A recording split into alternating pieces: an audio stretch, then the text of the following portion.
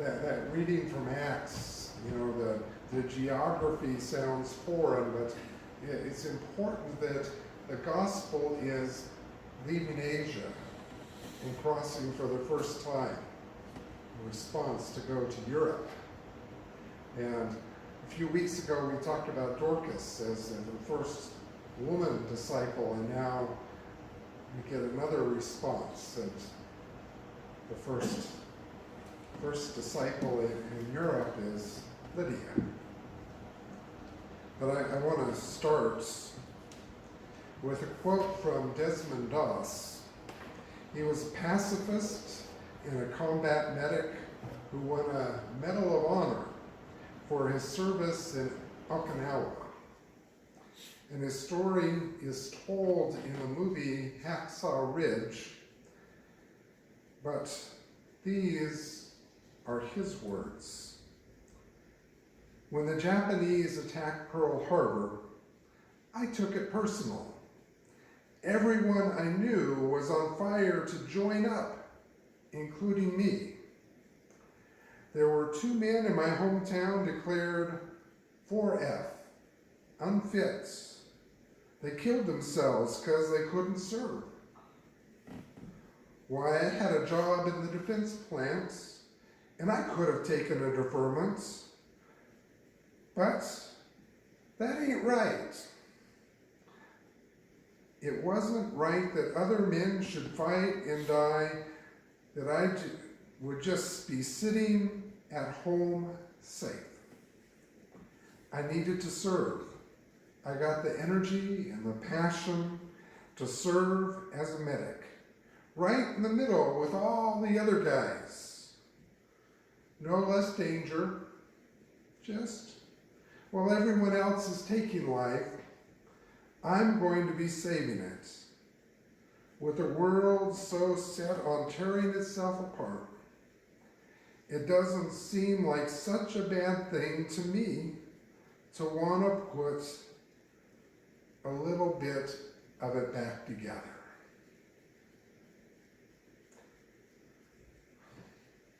On Memorial Day, we'll remember men and women who not only volunteered to serve, but those who gave their lives serving their country.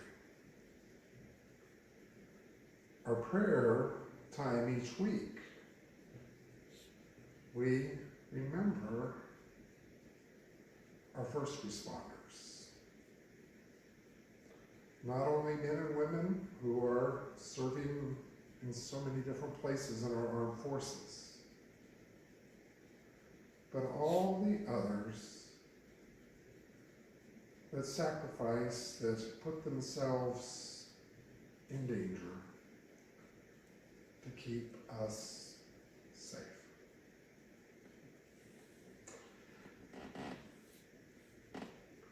The people you see running in when everybody else is running out. That's become the phrase, the street level definition of a first responder. Firefighters, police officers, paramedics, and all kinds of other emergency personnel. Sadly, some of us first heard this definition with 9/11. When numerous first responders did indeed run into the burning towers to rescue all those trapped inside. But as the buildings collapsed, they never had their chance to come back out. And they are rightfully honored for their sacrifice. It remains true today that emergency response workers are quick, they're prepared, they're ready to go into a dangerous situation to help others. But you know, in some situations, they're not really the first responders. In some emergencies, the role is filled by whoever just happened to be right there on the spot. Some persons who aren't trained professionals, who don't have all their rescue equipment.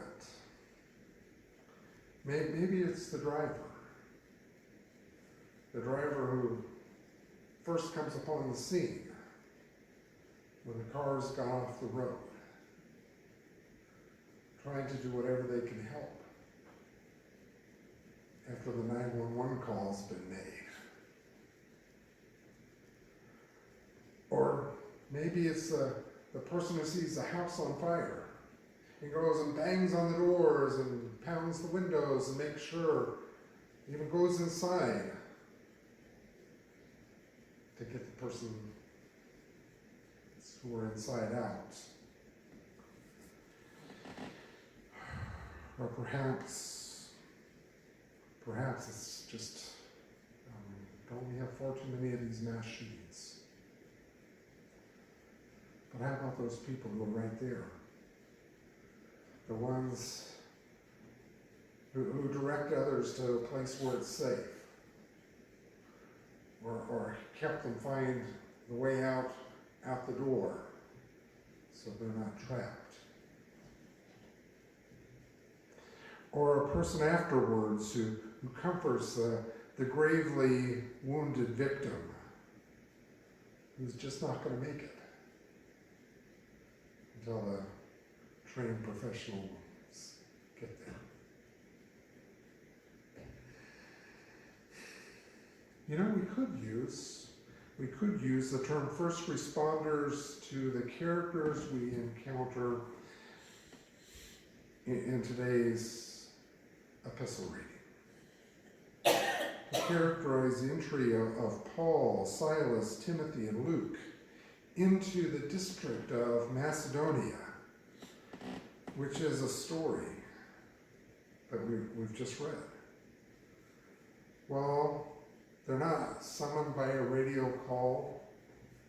There weren't emergency sirens going off.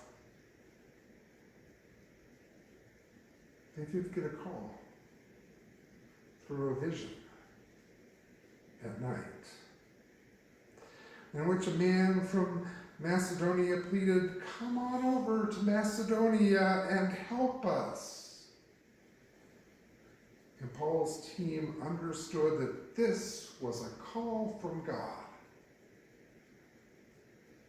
And they realized that the help that was needed was a proclamation of the gospel in a whole new region.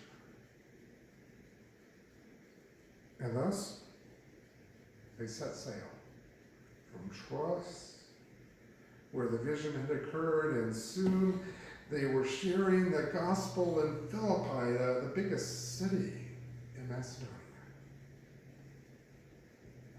You know, lectionary reading kind of just trims this down so that you don't get the whole context. If we back up to verse 4, we'll see that this group of early missionaries, well, they were going from church to church, encouraging the churches that had been planted. And at one point, they intended to preach the good news in the area of Asia that, you know, the map now labels as Turkey. But the Holy Spirit put the brakes on that. And so instead they decided they would carry the gospel to Bithynia in the northwest part of Asia Minor. But the Spirit pushed back on that idea as well. So when Paul had this vision, it was clear to the team that God really wanted them to go to Macedonia.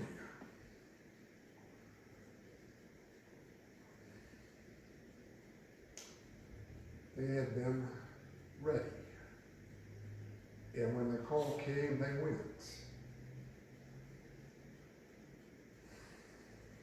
What would be your response if you're told that, well, you're up.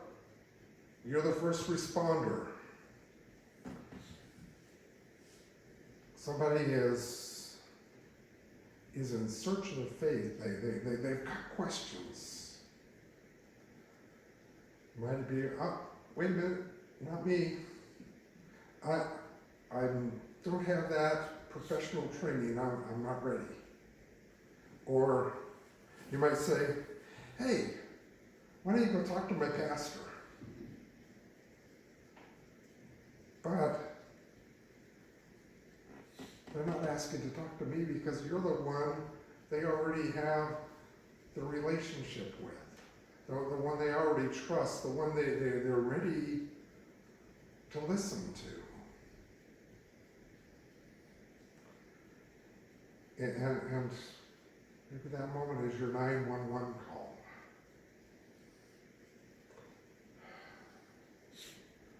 To use that connection that they're ready to listen to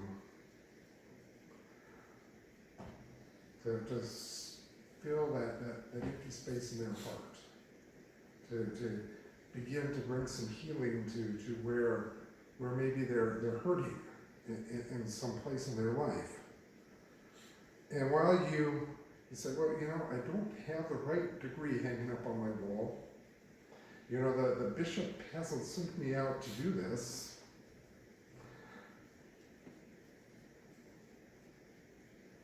That person may be ready to listen when you say, this is what my faith means to me. And depending on your experience of Christ, you may be able to address a person's sense of emptiness by saying that the gospel gives meaning to my life, brings me some purpose and some meaning in these ways. You may be able to address the person's loneliness, just simply by being there. But also explaining that Christ is a comforting presence that helps you weather those dark moments in your own life when you feel alone, because you know that peace of Christ and you've felt it at some moments in your life.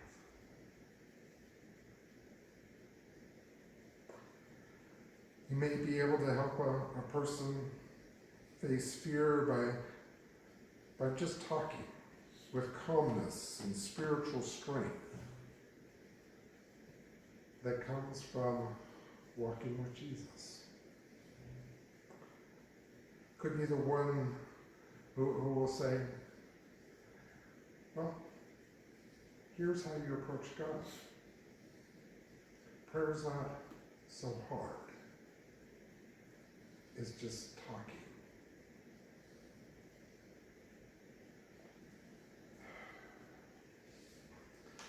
So, there are a few lessons we can get from our first responders,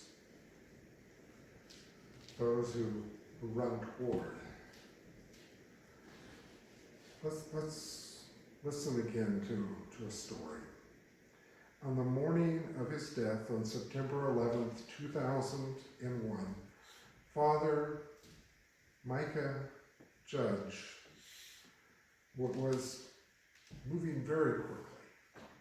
All he did was have time to grab his fire hat with the chaplain nameplate and his New York Fire Department jacket, and he scurried down the street.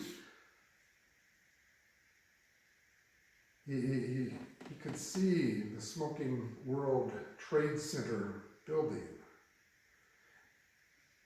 And he went to offer aid and comfort, all that he could. And despite the danger to his own life, his presence was mandatory because he believed, well, In prayer, he often outlined his philosophy. He began his prayers, Lord, take me where you want me to go. Let me meet you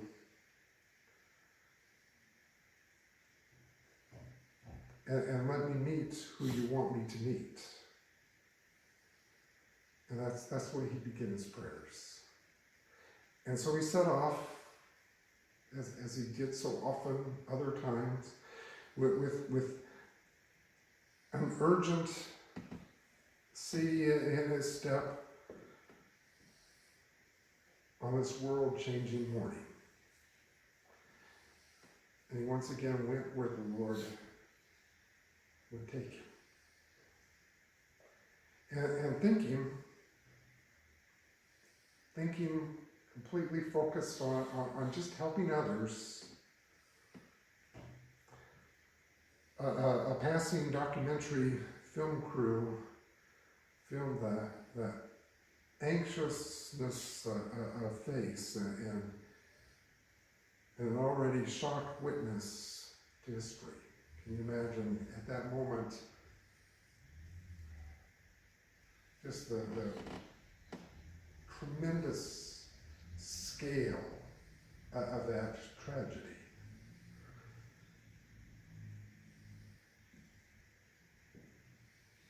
But he didn't just stop. He went on and he prayed in the lobby of the North Tower. Fire hat on. FDNY chaplain across the nameplate. And refusing all offers to be evacuated, Father Judge instead gave sacraments as just huge parts of the building were coming down.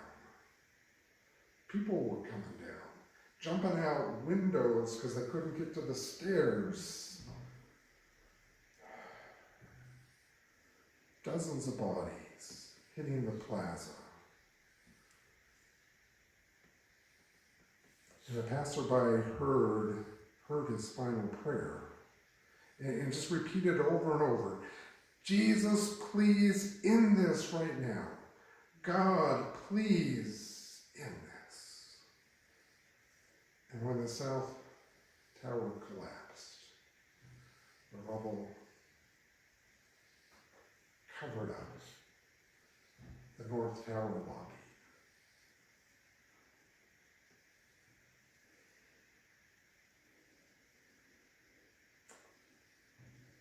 "9:59, the debris came tumbling down, killing many in its path, including the man that the firefighters called Father Mike.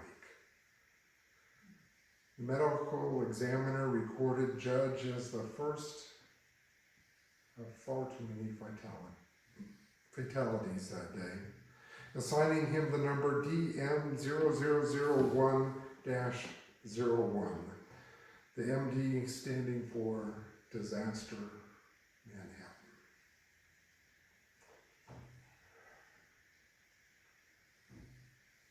Be ready to be focused and caring for others and see where God takes you.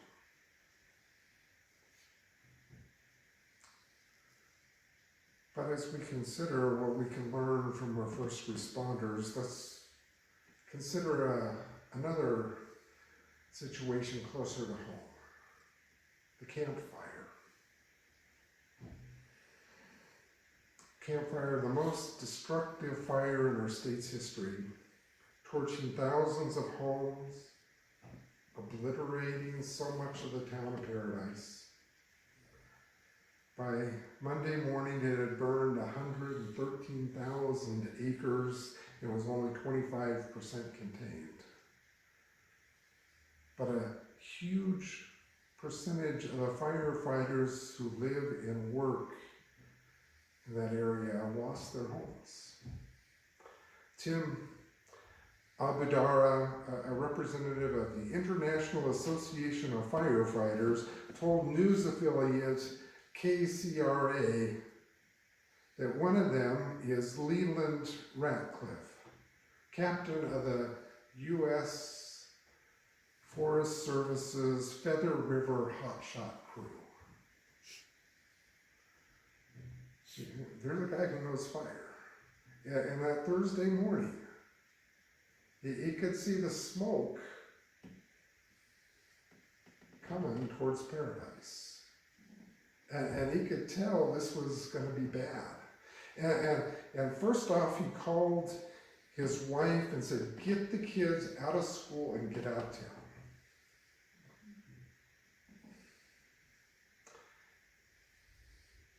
And that's before the official evacuation even began. And once they were safe, Ratcliffe had to make a decision. Do I go and save other stuff? All the stuff that they had in their house? Or do I go off and let other people know what's going on? You know, it wasn't really a choice. He just went. He went evacuating residents, knocking on doors, grabbing people off the streets, saying, the fire is coming, go now. He said it wasn't a difficult decision in the moment, but when he realized what things he lost forever in the house he left, his children's handprints that they made in kindergarten, all the pictures in their wedding photo album. He said the guilt doesn't come until afterwards when you realize you don't have that stuff anymore. You always want to think, though, that life is more important than property. And it doesn't make you change your mind when you look at things in hindsight.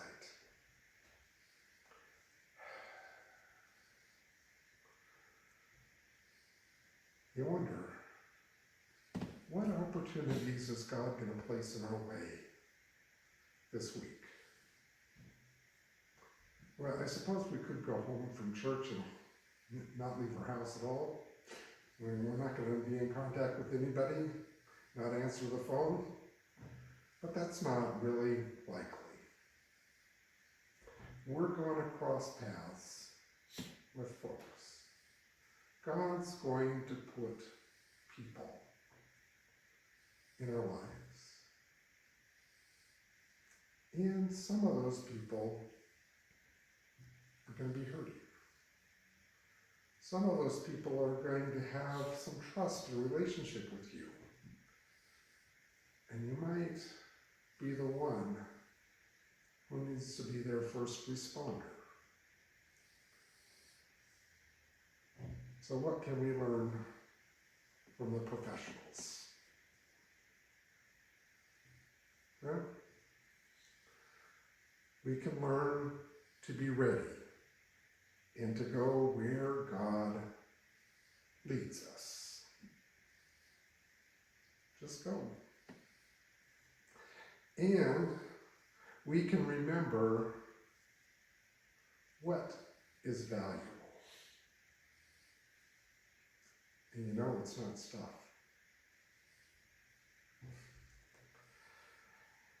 But the healing power